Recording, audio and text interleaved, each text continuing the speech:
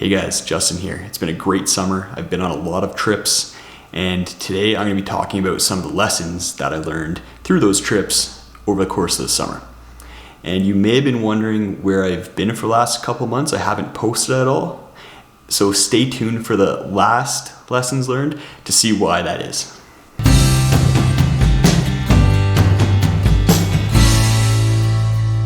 So all the lessons learned have to do with weather. It was actually a really interesting summer for weather, and the first lessons learned is no exception. It happened while I was on North Over Ridge during a 3-day trip, and one of the fastest storms that I've ever seen rolled in on us when we were about 2/3 of the way along the ridge. So I've been in a lot of situations where I've had to pull out of objectives or summits due to weather rolling in unexpectedly, and it's never been a problem. I've been able to get off the mountain safely and never been in a really exposed situation. What happened was we were about 2/3 of the way along the ridge when a lightning storm rolled in, and our hair started standing on end, my left arm went numb, and we had to get off that ridge as fast as possible.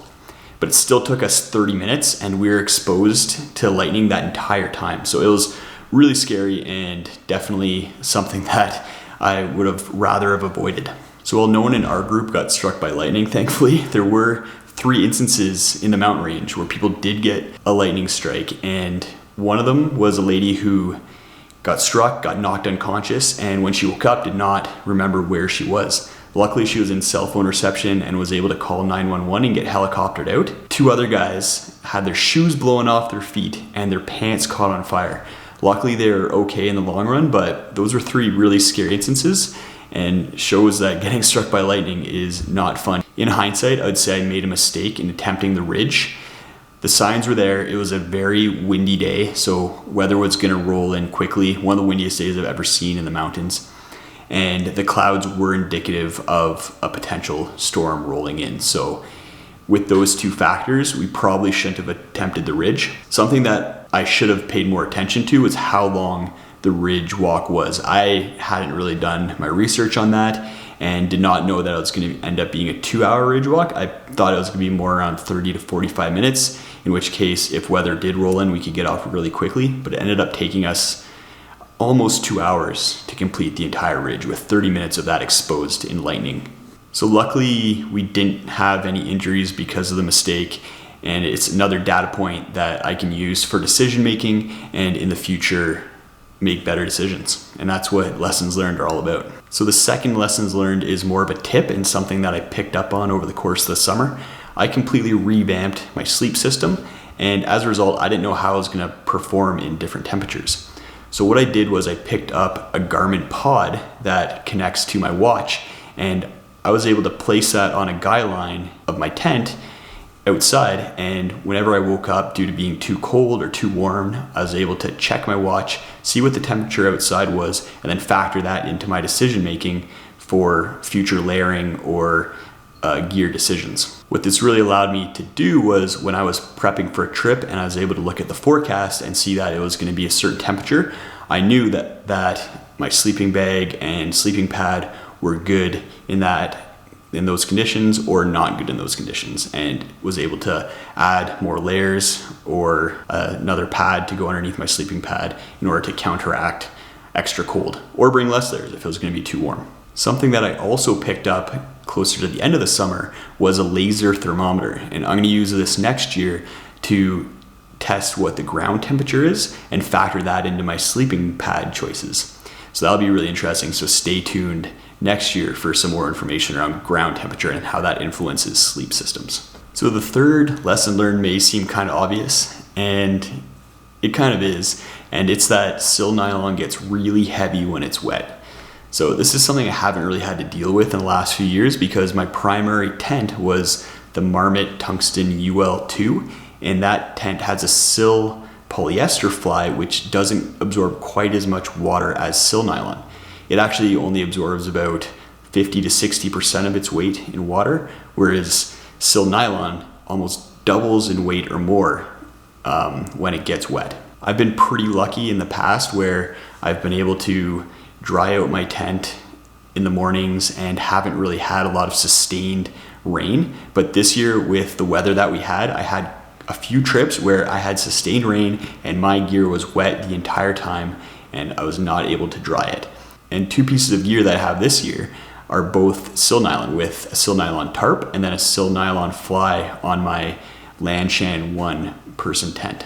And while it's not a big issue, you just have a little bit more extra weight. Something that I did find helped with reducing the weight relative to shaking it out. Shaking it out would usually get a little bit of the water off and reduce the weight, was wiping the tent down in the mornings. And using a chamois or some sort of cloth to wipe the tent down actually got rid of twice as much water and reduced the weight by that much more compared to just shaking it. So that's the tip and the lessons learned. I like to have as little weight as possible in my pack. So this is something that I was paying attention to over the course of the summer.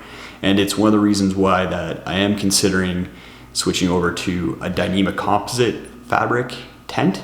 Dyneema doesn't absorb nearly as much water as sil poly or sil nylon, usually absorbing about 20 to 30% of its weight in water. So definitely something that I'm considering, and stay tuned next summer to see if I've made that switch.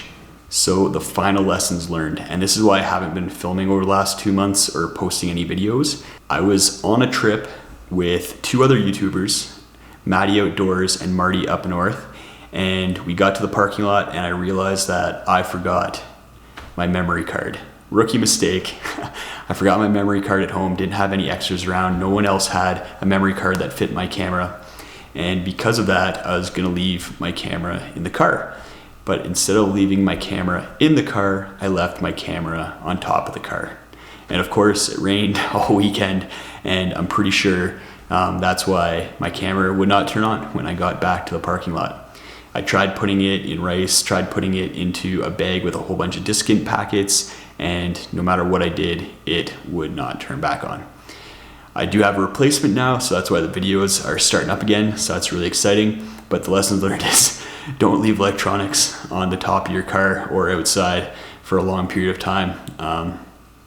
It will affect them. With weather rarely cooperating this summer, I had quite a few lessons learned and takeaways, and hopefully you learned something from my lessons learned as well. We're always learning, no matter how much experience we have. Every new adventure is a data point that we can use for future decision making. I hope you enjoyed me going over my lessons learned from this summer.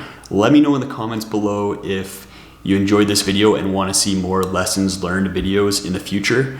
I was thinking about potentially doing one after each summer or after the winter season and summer season, so let me know. Thanks for watching, guys, and we'll see you next week. I'll be posting videos weekly from here on out on backpacking, gear, trips, and just general outdoor activities. So if that's something that you're interested in, then subscribe to the channel, and bye for now.